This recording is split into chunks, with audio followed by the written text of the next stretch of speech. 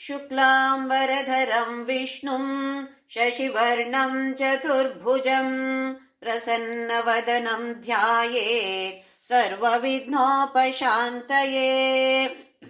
गुरुर्ब्रह्मा गुरुर्विष्णु गुरुर्देवो महेश्वरः गुरुः साक्षात् परब्रह्म तस्मै श्रीगुरवे नमः।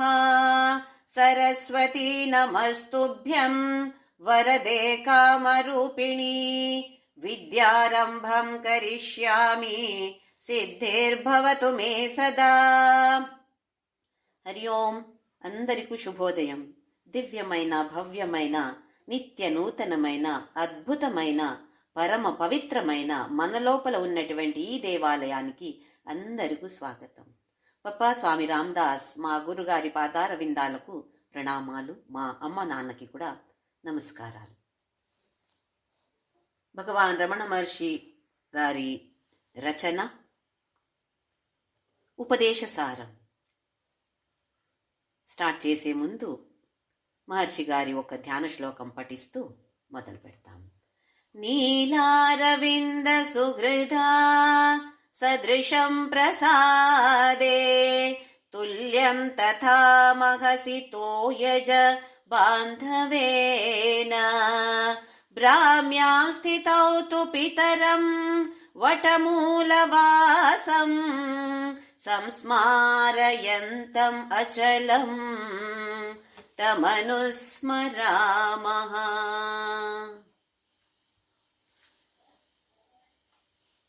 మొదటిలో కర్మయోగ గురించి రమణ మహర్షి గారు చెప్తున్నారు. 30 శ్లోకాలే మొత్తం వేదాంతం వచ్చేస్తుంది, మొత్తం భగవద్గీత ఉంది. అందుకే ఉపదేశ సారమని పేరు. కర్మయోగ అంటే ఏంటి, ఉపాసనా యోగ ఏంటి, అష్టాంగ యోగ, జ్ఞాన యోగ.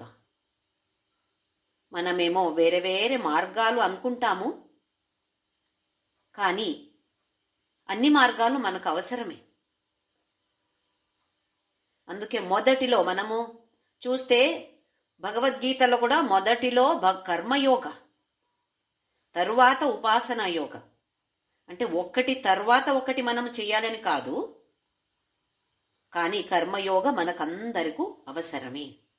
మొదటి శ్లోక కర్తురాజ్ఞయా ప్రాప్యతే ఫలం కర్మ కిం పరం కర్మ తజ్జడం.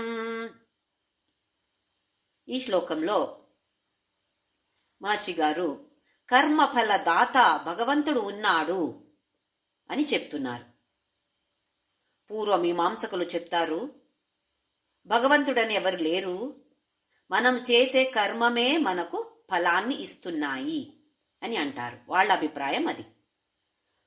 అలా కాదు, కర్మఫలదాత ఉన్నాడు. దానికి ఆయనకి ఇక్కడ కర్తు అని పేరిచ్చారు. కర్తురాజ్ఞయా ప్రాప్యతే ఫలం. కర్మ ఎలా శ్రేష్టమవుతుంది, కర్మ కింపరం ఎలా శ్రేష్టమవుతుంది? ఎందుకంటే అది జడం. కర్మ అనేది అది జడం. కర్మానికి ఏమి తెలుసు? మన ఏ ఉద్దేశంతో చేస్తున్నామని కర్మానికి తెలుసా? మనం చేసే ఒక పనికి ఆ పనికి మన ఉద్దేశం తెలీదు. అయితే అది జడం. అందుకే అది శ్రేష్టమని కాదు. ఎలా శ్రేష్టం అవుతుంది అని ప్రశ్నిస్తున్నారు. 2వ శ్లోకంలో కృతిమహోదదౌ పతన కారణం ఫలమశాశ్వతం గతి నిరోధకం. మనమేమో అనుకుంటాము ఎక్కువ వర్క్ హార్డ్. ఏ క్షేత్రం చూస్తే మనం ఏం అనుకుంటాము, హార్డ్ వర్క్ చేయాలి కదా. హార్డ్ వర్క్ చేస్తే మనకు సక్సెస్, యశస్సు అనేది మనకి ఎప్పుడు వస్తుంది? హార్డ్ వర్క్ చేసినప్పుడు. కానీ ఇక్కడ మహర్షి గారు ఏం చెప్తున్నారు? ఈ పని చేసేది, పనిలు అనేది కృతి మహోదదో, పెద్ద సాగరాలది, పెద్ద సముద్రమే ఇది. ఒకటా రెండా పని? మనకెప్పుడైనా పనులు తీరింది అని అవుతున్నాయా? ఎప్పుడు కూడా లేదు కదా. కృతి మహోదదౌ పతన కారణం. మనమేమో అనుకుంటున్నాము, నేను సాధనా పథంలో ముందుకు వెళ్తున్నాను. మహర్షి గారు చెప్తున్నారు, ఇది పతనానికి కారణం, అధోగతి. దానికి కూడా కారణమవచ్చు. ఎప్పుడు? ఎలా చెయ్యాలో తెలియకుండా చేస్తే పతనానికి కారణం మనము చేసే అన్ని కర్మాలు. ఫలం అశాశ్వతం, గతి నిరోధకం. ఏ కర్మమైనా దానికి ఒక ఫలం ఉంటుంది. ఆ ఫలం శాశ్వతమా? ఫలం అనేది అశాశ్వతం. అది మాత్రమే కాదు, అది ఇంతే అని ఉంటుంది. ఫలం అనేది ఇంతే. అది చేస్తూ చేస్తూ రాగద్వేష ఎక్కువమైపోతుంది మనకు. ఓహో, ఈ పని ఇంకొకసారి నేను చేస్తాను, ఎందుకంటే నాకు ఇష్టం ఇది. ఈ పని నేను చెయ్యను, అది నాకు ఇష్టం కాదు, నాకు నచ్చట్లేదు.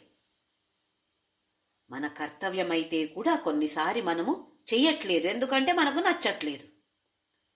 ఏదో అధర్మమైతే కూడా ఒక్కొక్కసారి మనము చేస్తాము, ఎందుకంటే నాకు నచ్చుతుంది అది. రాగద్వేష ఎక్కువ అవుతుంది. అలాగే నేను చేశాను అంటే ఈ దేహ బుద్ధి ఇది ఎక్కువమైపోతుంది. నేను నేను నేను అనేది అహం. నేను అంటే దేహ, నేను అంటే మనసు, నేను అంటే బుద్ధి ఇంకా స్ట్రాంగ్ అయిపోతుంది. అప్పుడు మోక్షం ఎలా కలుగుతుంది మనకు? మోక్షం అంటే రాగద్వేష ఉండకూడదు, భయం అనేది ఉండకూడదు. మళ్ళీ పునర్జన్మ లేకపోవడమే మోక్ష అంటాము. దేహబుద్ధితో చేసినప్పుడు వాసనాలు ఉంటాయి. ప్రతి ఒక్క పని, మనం చేసే పని, మనం మాట్లాడే ఒక్క మాట, ఆలోచించే ఒక్క యోచన, వాసనాలు సృష్టి అవుతాయి. ఈ వాసనాల పెద్ద బ్యాగ్ మోసుకొని మనము ఇంకా ముందు జన్మానికి కూడా తీసుకువెళ్తాము. ఆ బ్యాగ్ అంటే కృత ఎన్ని జన్మాలు మనం ఎత్తామో తెలీదు. అందులో ఏమేం వాసనాలు మనం సృష్టి చేశామో అవి అన్ని మోసుకొని ఇప్పుడు ఉన్నాము. కర్మ చేస్తూ చేస్తూ చేస్తూ ఇలాంటి వాసనాలు, సంస్కారాలు ఎక్కువ అవుతున్నాయి. దేనికి వచ్చాము మేము ఇక్కడికి? ఆ బ్యాగ్లో ఏముంది అది ఖాళీ చేయడానికి వచ్చాము. కానీ ఏం చేస్తున్నాము? ఇంకా ఎక్కువ అందులో పెట్టుకుంటున్నాము. ఎలా ఖాళీ అవుతుంది? అందుకే కృతి మహోదదౌ పతన కారణం అన్నారు. అయితే కర్మాలు పని చేయకూడదా? ఏం పని చేయకుండా నేను కూర్చోగలుగుతానా? కూర్చుంటే కూడా ఒక పని, తినడం కూడా పని, నిద్రపోవడం కూడా పని. మరి ఎలా ఉండాలి? ఏమంటున్నారు మహర్షి గారు అంటే, ఈశ్వరార్పితం నేచ్ఛయా కృతం చిత్తశోధకం ముక్తి సాధకం. చెయ్యొద్దు అని చెప్పట్లేదు, చెయ్యి. అన్ని పనులు చెయ్యి. నీ కర్తవ్యాలు ఏమున్నాయి అవి అన్ని కూడా చెయ్యి, చెయ్యాల్సిందే. కానీ ఎలా చెయ్యాలి? ఈ 3వ శ్లోకంలో చాలా ఒక మంచి బోధన మనకిస్తున్నారు. ఈశ్వరార్పితం. ఏ పని చేస్తే కూడా ఈశ్వరార్పణ బుద్ధితో చేయడం. ఏదో పెద్ద పని ఉండొచ్చు, లేదా చిన్నది, ఇదేం పని, చిన్న సిల్లి అనిపిస్తుంది, అది కూడా భగవంతుడికి అర్పణ చెయ్యాలి. నా ఇచ్ఛయా కృతం. నాకిది నచ్చుతుంది, నచ్చట్లేదు అని కాదు, ఆ విషయమే ఇక్కడ రాకూడదు. నచ్చితే చేస్తాను, నచ్చకపోతే చెయ్యట్లేదు, ఈ విషయం ఇక్కడ రాకూడదు. ఏ పని నేను చెయ్యాలి అని ఉందో, నా కర్తవ్యం ఏంటో అది ఈశ్వరార్పణ బుద్ధితో చేయడం. ఇది చేస్తే ఏమవుతుంది? చిత్త శోధకం, ముక్తి సాధకం. మనస్సు నిర్మలంగా తయారవుతుంది. మనస్సు పరిశుద్ధంగా ఉంటేనే 100% పరిశుద్ధంగా ఉంటే మాత్రమే మనకు మోక్ష లేదా పరమాత్మ సాక్షాత్కార, దైవ సాక్షాత్కార, ఆత్మ సాక్షాత్కార, ఇవన్నీ పేర్లు. ఆ పొజిషన్ మనకు రావాలి అంటే, ఆ స్థానం మనకు దొరకాలి అంటే మనస్సు పరిశుద్ధంగా ఉండాలి. దానికి కావాలి ఈ కర్మయోగ. మనం చేసే ప్రతి ఒక్క పనిని కర్మ అంటాము. దీన్ని కర్మయోగంగా మనము పరివర్తన చేయాలి. ఎలా చేయాలి? ఎలా చేయడము? చేసే ముందు ఈశ్వరార్పణ అని ఒక పెద్దగా అరిచే అవసరం లేదు. ఓ భగవంతుడా నీకే అర్పణ చేస్తున్నాను అని అరిచే అవసరం లేదు. మనస్సులో ఒక భావన, ఏ పని అయినా పరమేశ్వర, కృష్ణ, రామ, ఎవరైనా నీకు అర్పణ చేస్తున్నాను.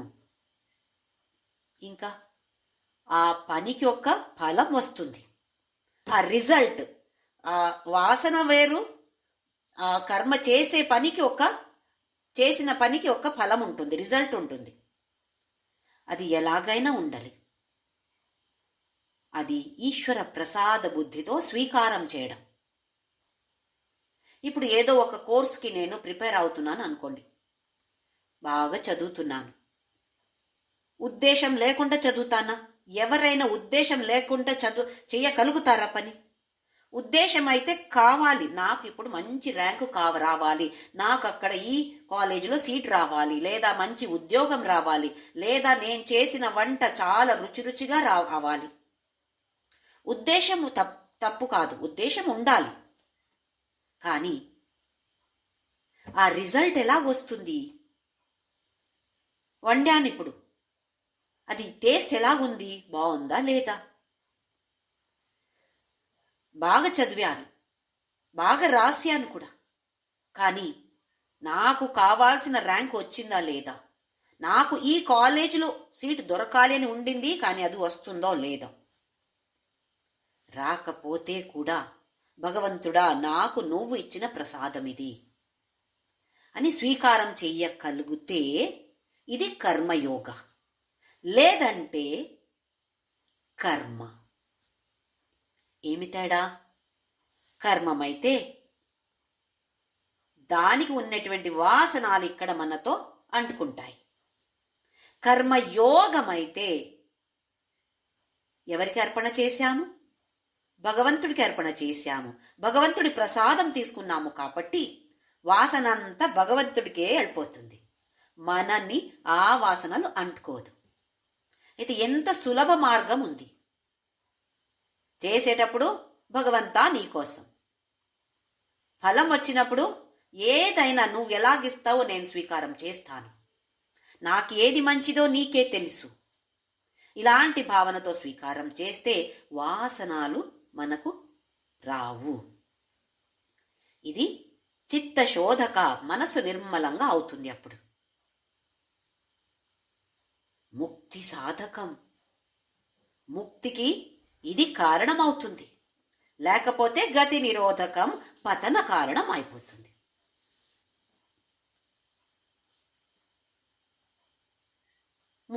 తర్వాత 5వ శ్లోకంలో జగత ఈ 4వ శ్లోకం కాయవాంగ్మనా కార్యముత్తమం పూజనం జపశ్చింతనం క్రమాత్. కర్మాలలో 3 రకాల కర్మాలు ఉన్నాయి. దేహం ద్వారా మనం చేసే కర్మాలు, మాటలతో చేసే కర్మాలు, మనస్సుతో చేసే కర్మాలు. ఇక్కడ దేహంతో చేసే కర్మాలకి పూజ అని పేరు పెట్టారు. మాటలతో చేసేది జపం, మనస్సుతో చేసేది చింతన అని చెప్తున్నారు. అయితే దేహంతో చేసే పూజ కంటే మంచిది మాటలతో చేసే జపం. దానికంటే మంచిది మనస్సుతో చేసే చింతనం, క్రమ ప్రకారంగా. దేహం ద్వారా మనము పూజ చేస్తాము. అభిషేక, నైవేద్య, అర్చన, హారతి ఇవి అన్ని నమస్కారం అన్ని చేస్తాము. మంచిదే, చాలా మంచిదే. కానీ మనకు అక్కడ విగ్రహ కావాలి, ఫోటో కావాలి, అక్కడ ఒక హారతి కావాలి, కర్పూర కావాలి, అగరబత్తి కావాలి, నైవేద్యం చేయాలంటే నైవేద్యం అక్కడ వండాలి. ఇవి అన్ని వస్తువులు, సామాన్లు కావాలి. ఒక్క సామాను లేకపోతే మన మనస్సు అయ్యో ఇది లేదే, అయ్యో ఇది లేదే, నేను ఎలా పూజ చేస్తాను? మనసు ఎక్కడ వెళ్ళిపోతుంది? ఆ సామాను మీద వెళ్ళిపోతుంది. దానికంటే మంచిది మనము మాటలతో, శబ్దాలతో చేసే జపం. దానికి కావాలైతే ఒక జపమాల పెట్టుకోవచ్చు, లేదా ఒక కౌంటర్ పెట్టుకోవచ్చు, లేదా అది కూడా అవసరం లేదు. ఎక్కడ ప్రయాణం చేస్తే కూడా మనం చేయొచ్చు. పని వేరే, వంటుతున్నాము, ఉడుస్తున్నాను, ఉడుస్తూ నేను జపం చేయొచ్చు. దానికంటే మంచిది మనస్సుతో చేసే చింతనం. ఎక్కడ ఉంటే కూడా మనము చేసుకోవచ్చు. కానీ చాలా ఫోకస్ కావాలి, కాన్సన్ట్రేషన్ కావాలి. లేకపోతే మనసు అటు ఇటు వెళ్ళిపోతుంది. ఆ తర్వాత ఈ దేహంతో చేసే పూజ ఎలా ఉండాలి? ఈ శ్లోకంలో, 5వ శ్లోకంలో జగత ఈషదీ యుక్త సేవనం అష్టమూర్తి దేవ పూజనం. 2 రకాల పూజలు ఉంటాయి. దేహంతో చేసే పూజలలో 2 రకాలు ఉంటాయి. ఒకటి ఇష్ట దేవతా ఉపాసన, ఆరాధన. మనమందరూ చేస్తున్నాం. ఫోటోలు, విగ్రహాలు పెట్టుకొని పూజ చేస్తున్నాం. దానికంటే మంచిది మానవ సేవ, మాధవ సేవ, జనసేవ, జనార్దన సేవ. ఇక్కడ జన అంటే మనుషులు మాత్రమే కాదు, మొత్తం ప్రపంచం. జగత ఈషధి యుక్త సేవనం. మొత్తం ప్రపంచం మొత్తం భగవంతుడే. ఎక్కడ చూస్తే భగవంతుడున్నాడు. భగవద్గీతలో విభూతి యోగ 10th చాప్టర్, అలాగే 11వ అధ్యాయం విశ్వరూప దర్శన యోగ. విభూతి యోగంలో అర్జున ఇది నేనే, అది నేనే, ఆ వస్తు నేనే, ఈ నీళ్లు నేనే, ఈ సముద్రం నేనే అని చెప్తాడు. తరువాత ఆడియో అయింది, వీడియో చూపిస్తాడు. ఇప్పుడు 11వ అధ్యాయంలో వీడియో చూపిస్తాడు. ఏమేం చెప్పాడో, ఆడియో ఏమేం వచ్చిందో 10వ అధ్యాయంలో ఇప్పుడు వీడియో చూపిస్తాడు. అన్ని నా లోపల ఉంది అని. మనకు కూడా మనం ఈ ప్రయత్నం చేయాలి. ఏదో ఒక విగ్రహంలో చూడగలుగుతాము ఒక్కొక్కసారి, లేదా అది కూడా లేదు. విగ్రహంలో భగవంతుడు ఉన్నాడు అని ఒక పెద్ద భావన మనకు లేదు. ఏదో చెయ్యాలి కదా, చేస్తాము. ఇంకా చేస్తే, ఈ పూజ చేస్తే నా లౌకిక కోరికలు తీర్చుకుంటున్నాను కదా, అందుకే మనకు దేవుడు కావాలి. ప్రపంచాన్ని మనకు తీసుకురావడానికి ఒక వాహన భగవంతుడు మనకు, అంతే. భగవంతుడే మనకు లక్ష్యం కాదు ఇంకా. అందుకే కదా తిరుపతి వెళ్తాము. ఎందుకు వెళ్తాము? భగవంతుడిని పెద్ద చూడాలి అని పెద్ద ఆశ లేదు మనకు. ఇది జరిగింది కదా, నాకు మంచి జాబ్ దొరికింది, ఉద్యోగం వచ్చింది, నాకు వస్తే మెట్లెక్కుతానని చెప్పాను. అందుకే ఇప్పుడు ఎక్కాలి. తప్పు అని కాదు, ఇంకా ముందుకు వెళ్ళాలి. నాకు భగవంతుడే కావాలి, ఇలాంటి భావన రావాలి. అది ఎప్పుడు పుట్టుతుంది అలాంటి భావన? మనస్సు నిర్మలంగా అయితే మాత్రమే. అందుకే ఇవి అన్ని శ్లోకాలు ఇప్పుడు కర్మయోగ గురించి చెప్తున్నారు. జగత ఈషది యుక్త సేవనం అష్టమూర్తి దేవ పూజనం. అష్టమూర్తులు, పంచభూతాలు, సూర్యుడు, చంద్రుడు, మొత్తం జీవరాశి అన్ని కలిపి 8 మూర్తులు అని అన్నారు. భృత్ అంటే స్థితికారకుడు. అన్ని చూసేవాడెవరు? జగత ఈషది, పరమేశ్వరుడు. ఆయన్ని సేవ అలా చెయ్యాలి. ఎట్లా చేయాలి? ఏదో ఒక మూర్తిలో ఫోటోలో చూసి చేస్తాం. మొదటిలో అది కావాల్సిందే. ఆ తరువాత ఓహో, ఈ విగ్రహంలో మాత్రమే కాదు, అన్ని చోట ఉన్నాడు భగవంతుడు, ఈ భావన రావాలి. ఇది మంచిది, ఇది శ్రేష్టమైనది. ఎందులో? మనం దేహం ద్వారా చేసే పూజలలో ఇది శ్రేష్టమైనది. ఆ తరువాత మాటలలో చేసే పూజ, దానికి పేరు జప. అది ఎలా ఉండాలి? 6వ శ్లోకములో ఉత్తమస్తవాదుచ్చమందత చిత్తజం జప ధ్యానముత్తమం. స్తవన, భగవంతుడిని స్తుతి చేయడం. భగవంతుడా, నువ్వు అలాగున్నావు, ఇలాగున్నావు, ఇవన్నీ చెప్పుకోవడం. మొదటిలో ఇప్పుడు నాకు కృష్ణ అంటే చాలా ఇష్టం అంటే నేను ఊహిస్తాను, ఓహో భగవంతుడా, నువ్వు ఇలాగున్నావు, కిరీటం ధరించావు, కర్ణ కుండలాలు ఇలాగున్నాయి, మంచి ఎల్లో కలర్ ధోతి, పసుపు కలర్ రంగు ధోతి కట్టుకున్నావు, కాలికి గజ్జలున్నాయి, శిలింగ కెట్టి ఓడి ఓడి వాయో అని అంటాం. గజ్జ కట్టుకొని ఓడి ఓడి రా నువ్వు అని అంటాం, పాడతాం. దానికంట మంచిది ఉచ్చస్తవం, ఉచ్చ స్వరంలో గట్టిగా ఓం నమ శివాయ, ఓం శ్రీరామ్ జయరామ్ జయ జయరామ్ చెప్పేది మంచిది అంటారు. జప, నామ జప చేయడం మంచిది అన్నారు. దానికంటే మంచిది మంద. మంద అంటే నేను చెప్పేది నాకు మాత్రమే వినపడుతుంది, అంత గట్టిగా చెప్పట్లేదు, నాకు మాత్రమే లోపల చెప్పుకుంటున్నాను, నాకు మాత్రమే వినపడుతుంది, ఇది మంద. ఇంకా చిత్తజం, మనస్సులోనే నాకు కూడా వినపడటం లేదు, చెప్తున్నాను ఓం నమ శివాయ చెప్తున్నాను, కానీ వేరెవరికి వినపడటం లేదు, నాకు వినపడట్లేదు, కానీ మనస్సులో మాత్రమే. ఇది చాలా మంచిది అంటున్నారు. చిత్తజం జప ధ్యానం ఉత్తమం. దీనికి పేరు ధ్యానం. మనస్సులో చేసే జపానికి పేరు ధ్యాన అనిచ్చారు. ఇది చాలా మంచిది అన్నారు. అయితే 5వ శ్లోకంలో దేహంతో మనము చేసే పూజ ఎలాగుండాలి, 6వ శ్లోకంలో మాటలతో శబ్దాలతో మనము చేసే జపం ఎలా ఉండాలి అన్నారు. ఇప్పుడు 7వ శ్లోకంలో 7, 8, 9 ఈ 3 శ్లోకాలలో మనస్సుతో చేసే కర్మ, ఇంకా కర్మయోగమే నడుస్తుంది, ఎలాగుండాలి, మనస్సుతో చేసే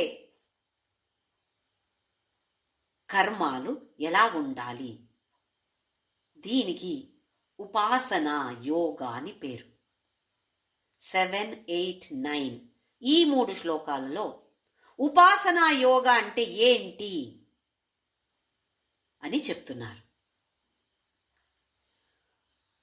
ఆజ్యధారయా శ్రోతసా సమం సరళ చింతనం విరల తప్పరం.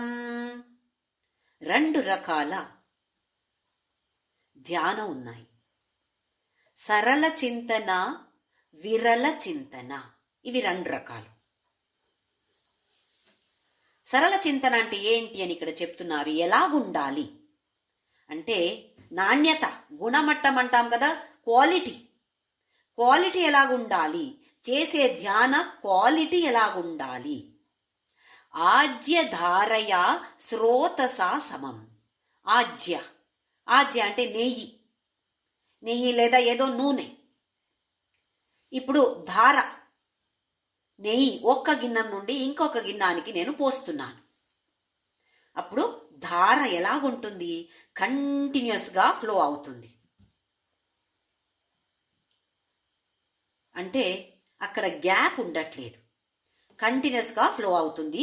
ఈ గ్యాపే లేదు, అంతరమే లేదు. ఒక్క ఉదాహరణ ఇది. ఇంకొకటి శ్రోతసాసమం. శ్రోతస అంటే నది, సరిత. నది నీళ్ళు ఎలా ప్రవహిస్తుంది? నదిలో ఎవరైనా దాన్ని పుష్ చేస్తున్నారా? ఆటోమేటిక్గా ఏ ప్రయత్నం లేకుండా నీళ్లు ప్రవహిస్తుంది నదిలు. అయితే స్రోతసా సమం, అది సరళ చింతన. ఎలాగుండాలి? ఏదో పెద్ద ప్రయత్నం కూర్చొని అబ్బో అబ్బో అమ్మ ఎంత కష్టం ధ్యానం అని చేసేది కాదు. ఎంత సులభంగా వచ్చేస్తుంది. దీనికి పేరు సరళ చింతన. ఇంకా ఒక టైప్ విరళ చింతన. విరళ చింతన అంటే ఏంటి చూద్దాం. మనం ఇప్పుడు ఒక అరగంట కూర్చున్నాము అనుకోండి. కళ్ళు మూసుకొని ధ్యానం చేస్తాను అని కూర్చున్నాను నేను. 30 నిమిషాలలో ఏదో ఒక్క నిమిషం 2 నిమిషం నాకు దేవుడు స్మరణ వచ్చి ఉండొచ్చు. మిగతా సమయమంతా మనస్సు అటు ఇటు తిరుగుతుంది. 30 నిమిషాలలో 1-2 నిమిషాలు మాత్రమే దేవుడి స్మరణ వచ్చింది నా. ఇంకా ఓహో గెస్టులు కూర్చున్నాను, కళ్ళు మూసుకొని కూర్చున్నాను. కానీ థియేటర్లో ఒక మూవీ నడుస్తుంది చూడండి, అలాగ ఒక్క మూవీ నడవడం మొదలవుతుంది ఇక్కడ. అది ధ్యానం అని కూర్చుంటామా, ఇవి అన్నీ మొదలవుతాయి. ఎన్నో సంవత్సరాల క్రితం జరిగిన ఏదో ఇన్సిడెంట్ గుర్తుకొస్తాయి. లేదా ఫ్యూచర్లో ఇలాగైతే ఏం చేసేది, అలాంటి ఆలోచనలు వస్తాయి. అంటే అక్కడ అంతర గ్యాప్ ఉంది. చాలా ప్రయత్నం కావాలి. మొదటిలో విరళ చింతనం చెయ్యాలి. సరళ చింతన అంత ఈజీగా రాదు. సరళ చింతనకి ఉదాహరణ ఇస్తాను. రామకృష్ణ పరమహంసులు గారు దక్షిణేశ్వరలో కాళీ గుడిలో పూజ చేసేవారు. పూజ చేస్తూ చేస్తూ ఒక్కొక్కసారి అలాగే సమాధి స్థితిలో వెళ్ళిపోయేవారు. ఏదో ప్రయత్నం చేసి కాదు, నేను ధ్యానానికి కూర్చుంటాను అని కాదు. స్వామి వివేకానంద నరేంద్రుడుగా ఉండినప్పుడు ఏదో మంచి అర్థం ఉన్నటువంటి భజనలు పాడితే అలాగే చేయి పైకి ఎత్తి సమాధి స్థితి. ఇది సరళ చింతన. విరళ చింతన కంటే మంచిది సరళ చింతనం.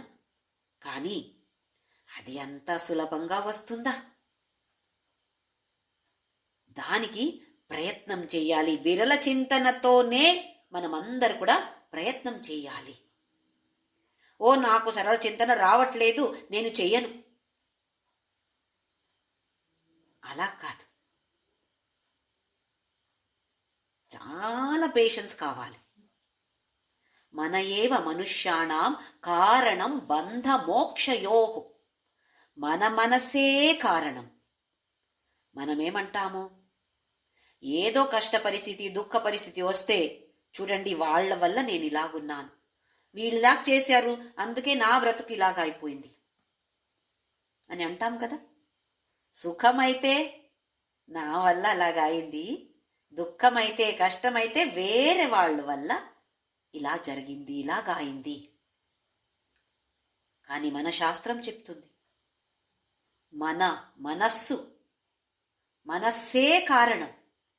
అది మోక్షము ఉండొచ్చు, బంధము ఉండొచ్చు, బంధన ఉండొచ్చు, ఏదైనా మనస్సే కారణం. ఎన్నో దుఃఖ కష్ట ప్రాబ్లమ్స్ ఎన్నో ఉన్నాయి.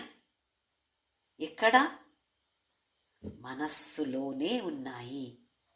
దానికి పరిహారం కూడా మనస్సులోనే ఉన్నాయి. అన్ని ప్రాబ్లంకి సొల్యూషన్ ఉంటుంది, అది కూడా మన మనస్సులోనే ఉంది. అయితే ఏం చెయ్యాలి? కొంచెంసేపు అయినా, మనకేమో ఒక రోజుకి 24 గంటలు ఉన్నాయి. కొంచెం సేపు 2 నిమిషాలు కళ్ళు మూసుకొని ఊరికే కూర్చోవడం ప్రాక్టీస్ చేయాలి. ఇది విరళ చింతన. నా మనస్సులో ఏమి నడుస్తుంది, ఏమి జరుగుతుంది, ఇంతవరకు నేనేం చేశాను, వాళ్ళెందుకు ఇలా చేశారు, ఎందుకు చేశారు, అలా చేయాల్సింది కదా, ఇలాగ మాట్లాడతారా, ఎందుకు ఇలా మాట్లాడారు, థి అని వాళ్ళు వీళ్ళ గురించి మనము మాట్లాడాము అంతే. కానీ మన మనస్సులో, మన అంతరంగంలో ఏం నడుస్తుంది, నా మనసు ఎలాగుంది ఎప్పుడైనా చూసామా? దాని గురించి కొంచెమైనా ఆలోచించడానికి మనకు టైం లేదు. ఇక్కడ మహర్షి గారు చెప్తున్నారు, కొంచెంసేపైనా కూర్చొని నా మనస్సు ఎలాగుంది, ఎన్ని దోషాలు నా మనస్సులో ఉన్నాయి, అందరిలో ఆ దోష ఈ దోష అని వెతికాను, నా లోపల ఏమేం దోషాలు ఉన్నాయి. ఓహో, ఊరికే కొంచెంసేపు కూర్చుంటే అమ్మో నా మనస్సు ఇలాగుందా, లోపల వెళ్ళి చూస్తే కదా తెలిసేది. లేకపోతే నేను పర్ఫెక్ట్, చూడండి ప్రపంచం ఎలాగా అయిపోయింది అని మాట్లాడతాం మనం. ప్రపంచం అంటే ఎవరు? మనమే కదా. నేను కూడా ఉన్నాను కదా ప్రపంచంలో. నేను పర్ఫెక్ట్గా ఉన్నానా? వాళ్ళు పర్ఫెక్ట్గా లేరు అని చెప్తాము, కానీ మనము పర్ఫెక్టా? నేను పర్ఫెక్టు అని అనుకుంటే ఏ సాధన అవసరం లేదు, ముందుకు వెళ్ళలేము. ఓహో, ఇవి అన్ని దోషాలు నాలో ఉన్నాయి. దీనికి ఏంటి పరిహారం? ఇప్పుడు ఈ ఆశ పుట్టాలి. ఎప్పుడు పుడుతుంది? తెలుస్తే కదా, నాలో దోషాలు ఉన్నాయని తెలుస్తే కదా. తెలవడానికి ఏం కావాలి? ఊరికే కొంచెంసేపు కూర్చోవాలి. మొబైల్ ఫోన్ ఫస్ట్ మన రూమ్లో ఉండకూడదు. మొబైల్ ఫోన్ ఉందో మళ్ళీ అది చూస్తాం, ఇది చూస్తాం, ఒక్క వీడియో చూసి ఇంకొక వీడియో అలాగే ఉంది, ఓ ఇది ఇంకా మంచిగా బాగానే ఉంది అని ఇంకా ఒక గంట సేపు అందులోనే పడిపోతాం. ఎవరితో మాట్లాడకుండా ఒక్క 2 నిమిషాలు నా మనస్సు ఎలాగుంది, ఏమేం దోషాలు ఉన్నాయి, భగవంతుడికి ఒక్క ప్రార్థన, భగవంతుడా నాకు తెలిసింది ఈ దోషాలు నాలో ఉన్నాయి అని తెలిసింది, నువ్వే దీనికి పరిహారం ఇవ్వు, ఈ దోషాల్ని నువ్వే తొలగించాలి. నేనేం చేయగలుగుతాను? నీ స్మరణ మాత్రమే చేయగలుగుతాను. ఇలాగ ఒక ప్రార్థన. భగవంతుడే చెప్పాడు, మనస్సు అనేది చాలా చంచలం, చంచలం హి మనః కృష్ణ, అభ్యాసేన తు కౌంతేయ వైరాగ్యేణ చ గృహ్యతే. అభ్యాసం చేయాలి. ఒక్క 2 నిమిషాలు మనము కూర్చోలేము అంటే ఏం అభ్యాసం చేయగలుగుతాం మనం? అభ్యాసం చేయాలి. అప్పుడు వివేక వైరాగ్య భక్తి కావాలి. వివేక అంటే ఏది మంచిది, ఏది సరి, ఏది తప్పు ఒక విశ్లేషణ చేసే ఒక కెపాసిటీ, దానితో వచ్చే వైరాగ్యం. తత్వబోధలో చూసాం మనం. ఊరికే వైరాగ్యం కాదు, మనకు చాలాసారి వైరాగ్యం వస్తుంది. ఎవరైనా చనిపోతే అయ్యో ఇప్పుడు నిన్ననే నేను మాట్లాడానండి, చూడండి ఎలాగుంది కదా ఇది అని ఒక వైరాగ్యం మనకు వస్తుంది. ఒక్క క్షణం మాత్రమే. ఆ క్షణము తరువాత మళ్ళీ కొత్త చీర, కొత్త జ్యువెలరీ ఇందులో పడిపోతాం. వివేక వల్ల వచ్చే వైరాగ్యం, ఇది శాశ్వతమా? ఏది శాశ్వతం? ఇలాంటి ఆలోచనలు. తరువాత భక్తి. భక్తి అంటే ప్రేమం, భగవంతుడి మీద ప్రేమం. అది ఎప్పుడు వస్తుంది? ఒక బాంధవ్యం మనము పెంచుకుంటే అప్పుడు మాత్రమే వస్తుంది. మొన్న ఎవరితో పెళ్లికి వెళ్తే బ్రైడ్ గ్రూమ్ చిన్నప్పటి నుంచి క్లాస్మేట్స్ అంట వాళ్ళు. కానీ ఏం చెప్పారు అంటే, అప్పుడు ఫ్రెండ్స్ మాత్రమే ఆంటీ, ఒక రిలేషన్షిప్ లేదు మాకు. అప్పుడు ఫ్రెండ్స్ కూడా ఒక రిలేషన్షిప్ అని తీసుకోలేదు. ఒక్క రిలేషన్షిప్లో మేము లేము అప్పుడు. ఇప్పుడే ఒక 2 సంవత్సరం క్రితం మాత్రమే మాకు రిలేషన్షిప్. అంటే మనకు తెలిస్తే రిలేషన్షిప్ అవ్వట్లేదు. దానికి ఒక స్పెషల్ అటాచ్మెంట్ రావాలి. అలాంటి స్పెషల్ అటాచ్మెంట్ మనము భగవంతుడితో పెట్టుకోవాలి. కొన్ని సంవత్సరాలు మాత్రమే మనము భార్య, భర్త, పిల్లలతో ఉంటాము. ఎంత అటాచ్మెంట్ పెట్టుకుంటాం. అదే భగవంతుడు ఎన్ని జన్మాలు ఎత్తామో, ఇంకా ఎన్ని జన్మాలు ఎత్తుతామో తెలీదు, మనతోనే ఉన్నాడు. అయితే ఆయనతో ఒక మంచి బాంధవ్యం పెట్టుకోవాలి కదా మనమందరూ కూడా. మనస్సు నిర్మలంగా అవ్వాలి. ఇవి అన్ని చేస్తూ చేస్తూ విరల చింతన మొదలవుతుంది. అంటే ఒక తృప్తి వస్తుంది. ఎప్పుడు నిస్వార్థంగా ఏదైనా ఒక కర్మం చేస్తే మనసుకి ఒక తృప్తి. అదే స్వార్థతో ఏదో పెద్ద పని చేశామనుకోండి, ఆ తృప్తి ఉండదు. తృప్తితో ఒక శాంతి వస్తుంది. ఆ తరువాత అధ్యాత్మ పథంలో నాకు ముందుకు వెళ్ళాలి అని ఆసక్తి పుట్టుతుంది. లేదు అంటే ధార్మిక పథంలో ఉంటాము. ఏమి తేడా? ధార్మిక అంటే పూజ చేస్తాము, గుడికి వెళతాము, ప్రదక్షిణలు వస్తాము. కానీ మనస్సు లౌకిక ప్రపంచంలోనే పడి ఉంటుంది. ఇక్కడ ఆధ్యాత్మిక అంటే అవి అన్ని చేస్తాము, కానీ మనస్సు పరమాత్ముడి మీద, ఆత్మనిష్టంగా ఉంటాము. ఇప్పుడు ఈ అధ్యాత్మ పథంలో నాకు ముందుకు వెళ్ళాలి అని ఆసక్తి పుట్టుతుంది. ఆ తరువాత ముముక్షుత్వ, నాకు మోక్షమే కావాలి, అది తప్ప ఇంకా నాకు వేరేమి వద్దు అనే భావన, అలాంటి ఆసక్తి పుట్టుతుంది. ఇవి అన్ని విరల చింతన మొదలవుతుంది. ధ్యానం కొంచెం గ్యాప్ ఉండని, 1-2 నిమిషాలు మాత్రమే నేను ఫోకస్ చేయగలుగుతాము, పర్వాలేదు, అది కూడా చాలా మంచిది. ఇంకా 1 గంట తర్వాత మళ్ళీ 1-2 నిమిషాలు ట్రై చేద్దాం. చాలు, 2 నిమిషాలు చాలు. అంత చేస్తే చాలా గ్రేట్. ఇలా ప్రయత్నం చేస్తూ చేస్తూ చేస్తూ మనస్సులో పాజిటివ్ థాట్స్ ఉంటాయి, పాజిటివ్గా ఆలోచన. ఎవరైనా ఏమైనా ఇన్సల్ట్ చేస్తే, నెగటివ్గా మాట్లాడితే కూడా దానికి ఏం వాల్యూ ఇవ్వము. ఎందుకంటే మనకు తెలుసు ఇది నాకు వద్దు, అనవసరం.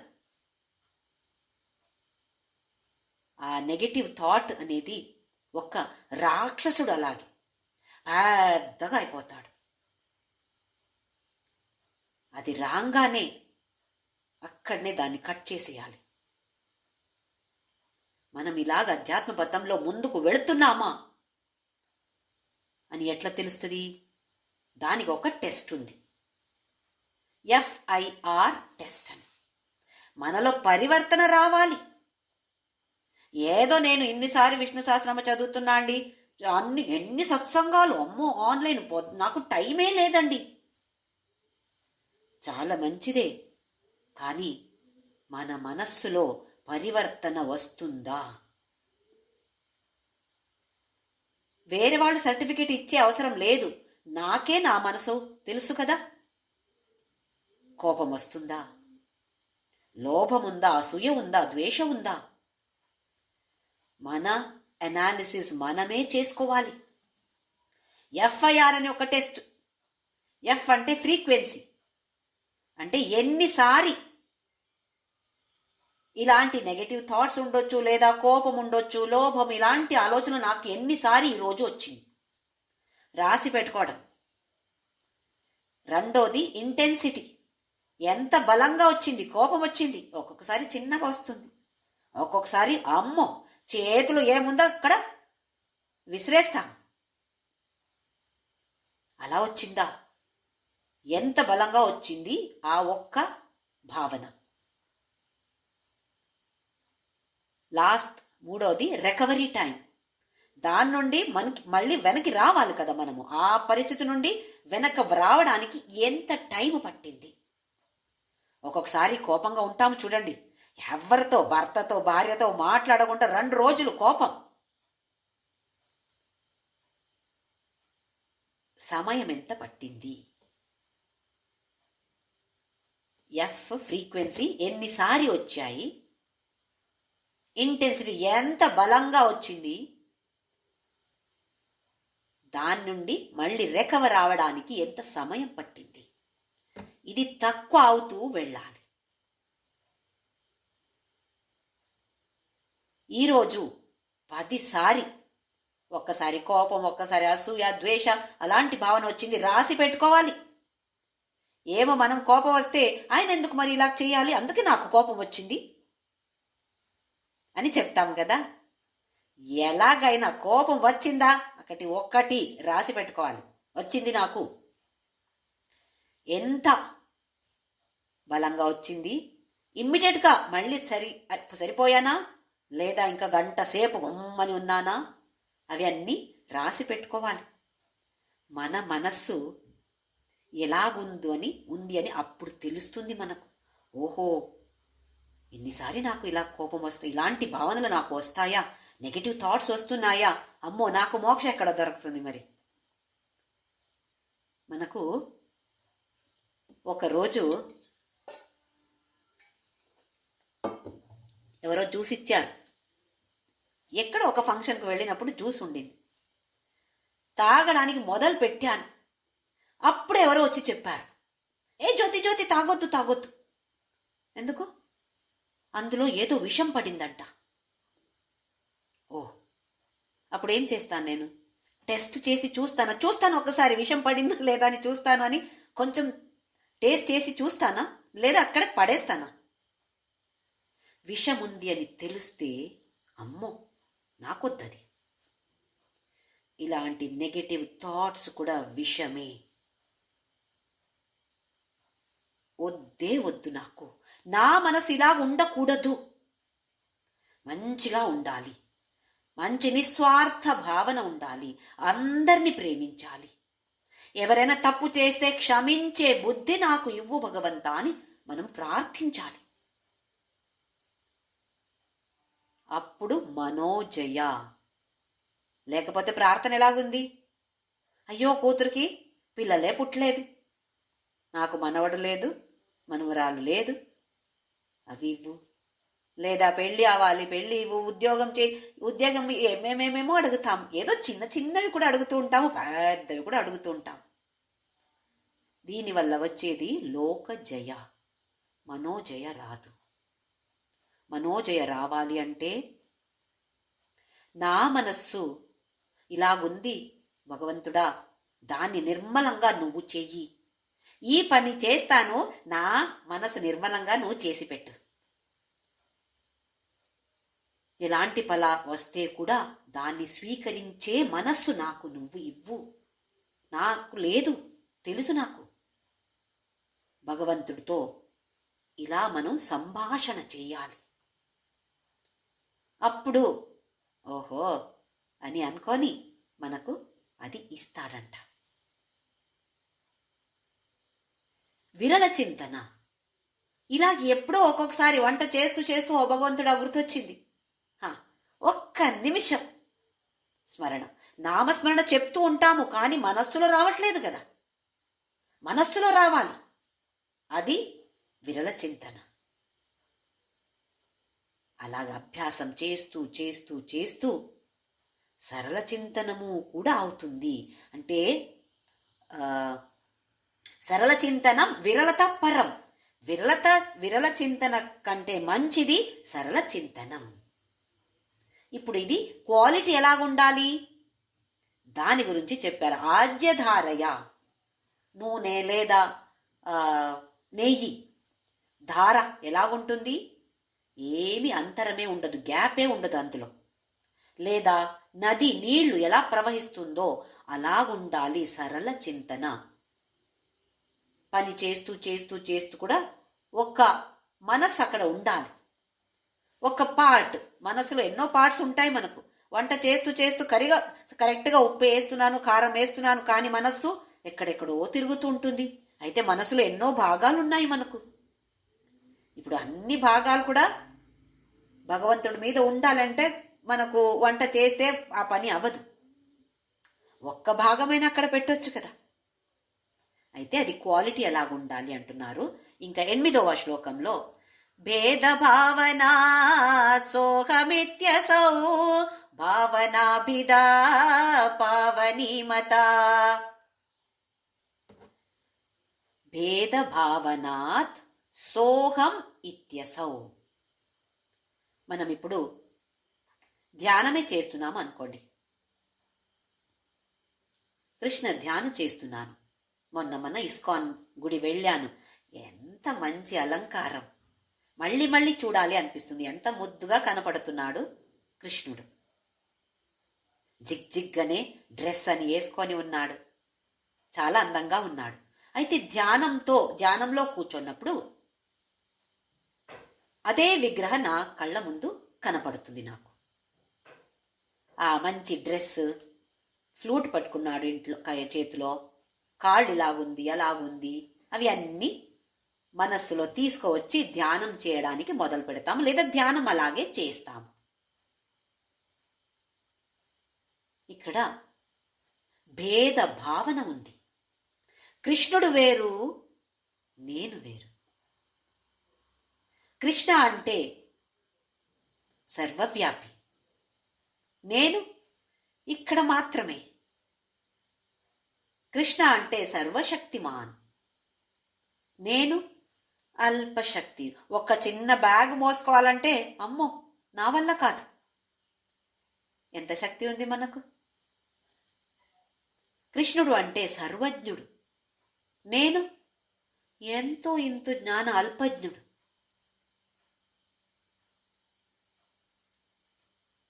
ఇక్కడ విషయం ఏంటి, కంటెంట్ ఏంటి, దాని గురించి చెప్తున్నారు.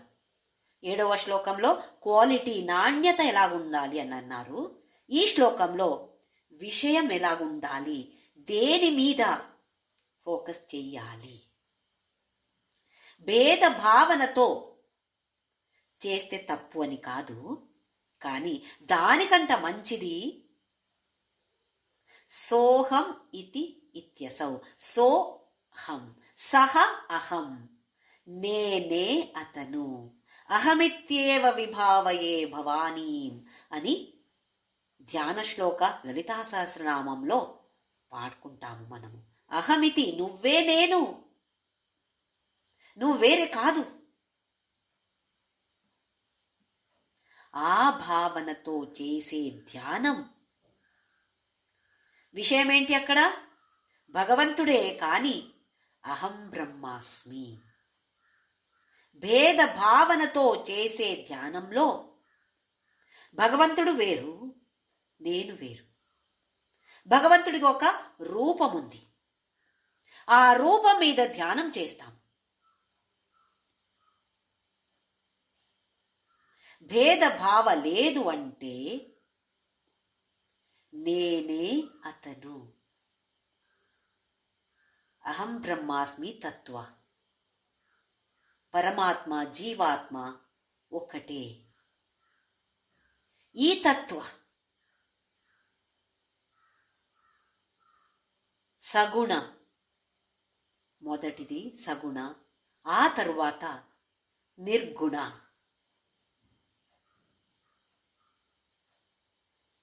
అందుకే భేద భావనాత్ సోహమిత్యసౌ భావనాభిద పావనీమత.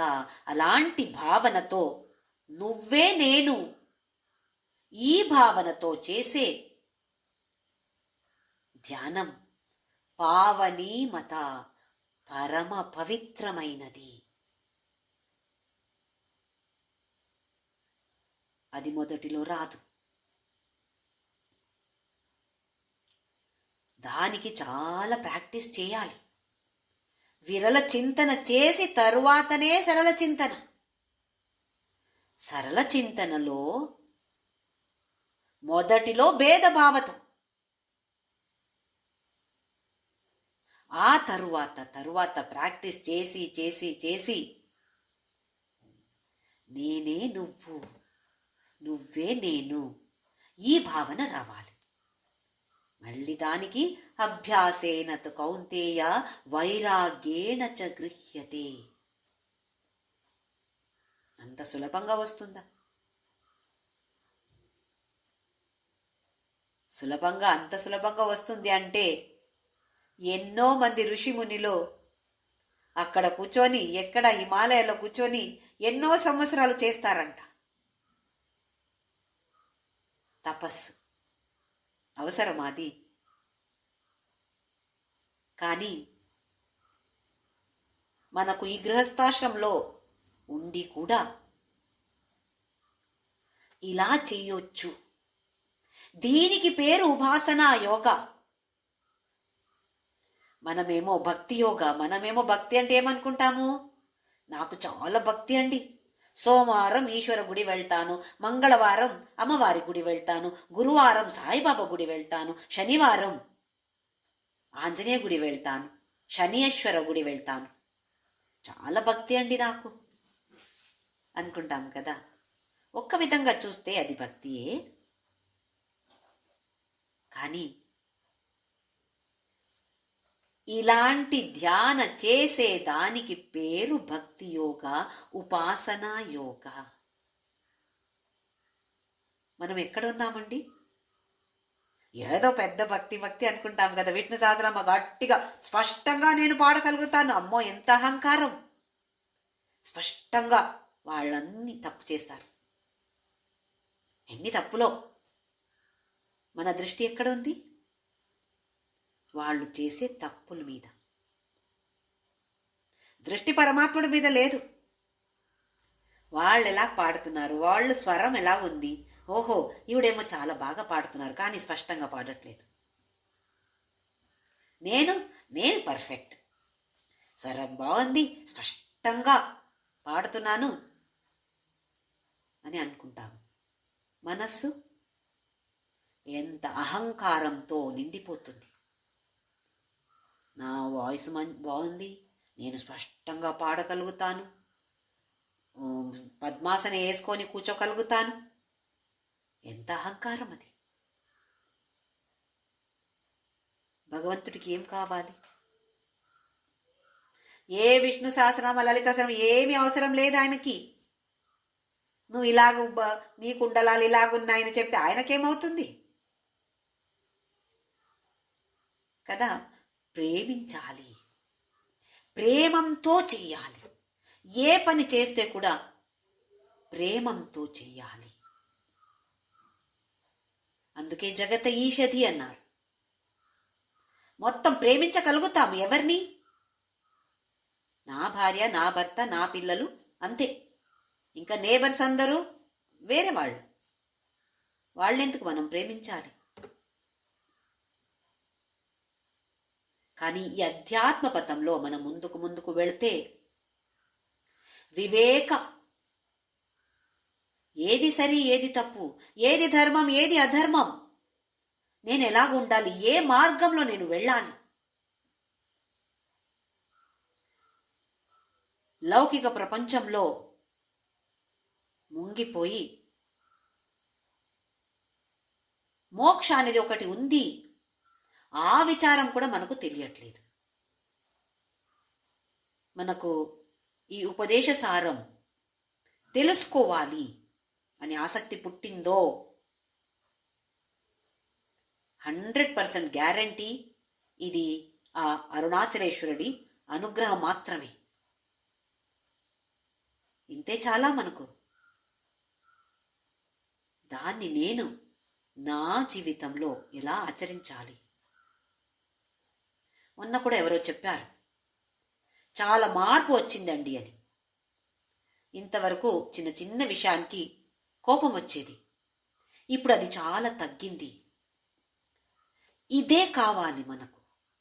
ఏదో 10 సార్లు నేను భగవద్గీత చదివాను, రోజు ఒక అధ్యాయ పారాయణం చేస్తాను అని చెప్పి మనస్సు అలాగే ఉండిపోయింది అంటే చదివి ఏం లాభం?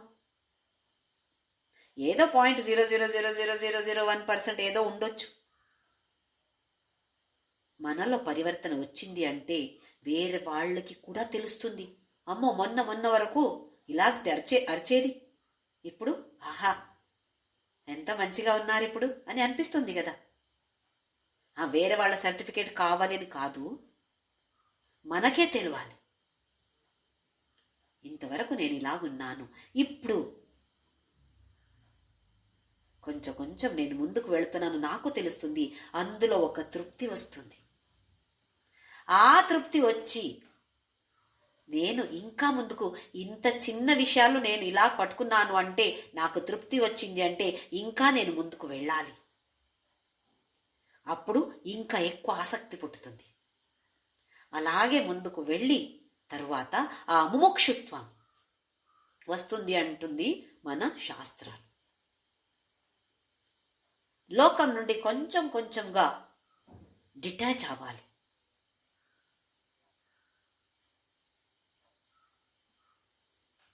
తరువాత ఎక్కడికో అటాచ్ అవ్వాలి కదా. ఎక్కడికి? పరమాత్ముడు పాదాల మీద అటాచ్ అవ్వాలి. అది మన అలాంటి వాళ్ళకి ఏం పెద్ద పని ఏం కాదు. అంటే లేడీస్కి పెళ్ళి అయిన తర్వాత, పెళ్ళి ముందు ఎంత అటాచ్మెంట్ అమ్మ నాన్న ఆ ఫ్యామిలీకి. పెళ్ళి అయిన తరువాత మొదటిలో చాలా కష్టం అనిపిస్తుంది. ఇక్కడ పద్ధతియే వేరు, అంత కొత్త కొత్త వాళ్ళు, ఇలాగ మాట్లాడతారు అని తెలీదు, ఎన్నోసారి అవమానం. కానీ కొన్ని సంవత్సరాల తరువాత అదే మనకు అలవాటు అవుతుంది. ఆ తరువాత పుట్టింటికి వెళ్ళడానికి ఇంట్రెస్ట్ ఉంటుంది, కానీ ఒక 2 రోజుల తర్వాత అమ్మో నా ఇంటికి ఎప్పుడు వెళ్తాను అని అనిపిస్తుంది. ఎందుకు? అక్కడ కొంచెం కొంచెం డిటాచ్మెంట్ వచ్చింది, ఇక్కడ అటాచ్మెంట్ వచ్చింది. కొన్ని సంవత్సరాల లోపల జరిగిందా? అయితే ఇది కూడా ఇక్కడ నుండి, ఈ లోకం నుండి డిటాచ్మెంట్ వచ్చి భగవంతుడి పాదాల మీద అటాచ్మెంట్ రావడానికి ప్రయత్నం చేద్దాము. అప్పుడు ఎంత తృప్తిగా ఉండగలుగుతాము. అన్నీ నన్ను చూసుకునేది మా వారు, మా పిల్లలు, వాళ్ళు వీళ్ళు కాదు, మొత్తం భగవంతుడే. అప్పుడేమవుతుంది? కృతజ్ఞత, హృదయం మొత్తం కృతజ్ఞతతో నిండిపోతుంది. అప్పుడు ఇంకా ప్రేమ ఎక్కువైపోతుంది. అప్పుడు విరల చింతన స్టార్ట్ అవుతుంది. ఇంకా స్టార్టింగ్లో ఉన్నాము మనం, ఇంకా ఎక్కలేదు, ఒక్క స్టెప్ కూడా ఎక్కలేదు. విరల చింతన అయిన తరువాత సరళ చింతన. ఎల్లప్పుడూ కూడా పని చేస్తూ ఉంటే కూడా భగవంతుడి యొక్క స్మరణ నడుస్తూ ఉంది లోపల. ఆ పొజిషన్కి రావాలి. అది భేద భావనతో ఉండొచ్చు, ఆ తరువాత భేద భావన కూడా పోయి అహం బ్రహ్మాస్మి ఆ స్థితికి రావాలి. ఈ 7వ శ్లోక, 8 శ్లోక, 9 శ్లోక, ఈ 3 శ్లోకాలు ఉపాసనా యోగా అని పేరు. 1 to 6 కర్మయోగా, 7 to 9 ఉపాసనా యోగా, ఆ తర్వాత 10, 11, 12 అష్టాంగ యోగా, 14 నుండి జ్ఞానయోగ, 13ది ఏంటో తర్వాత చూద్దాము, అన్ని మిక్స్ చేసి చెప్తారు. 14వ శ్లోకం నుండి 30 శ్లోకం వరకు జ్ఞానయోగ. కొంచెం కష్టం అనిపించవచ్చు, తత్వబోధ కూడా అలాగే అనిపించింది మనకు. మొదటిలో కొంచెం కష్టం అనిపించవచ్చు, కానీ మహర్షి గారు తల్లి అలాగే మన చేతుల్ని పట్టుకొని ముందుకు తీసుకువెళ్తున్నారు. అయితే ప్రార్థన అరుణాచలేశ్వరుడుకు, మహర్షి గారుకు మన ప్రార్థన అందిస్తామా? అరుణాచల శివ, అరుణాచల శివ, అరుణాచల శివ, అరుణాచల, అరుణాచల శివ, అరుణాచల శివ, అరుణాచల శివ, అరుణాచల, అరుణాచల శివ, అరుణాచల శివ, అరుణాచల శివ, అరుణాచల, अरुणाचल शिव अरुणाचल शिव अरुणाचल शिव अरुणाचल नमो रमणाय नमो रमणाय नमो रमणाय नमो नमो नमो रमणाय नमो रमणाय नमो रमणाय नमो नमो नमो रमणाय नमो रमणाय नमो रमणाय नमो नमो नमो रमणाय नमो रमणाय नमो रमणाय नमो नमो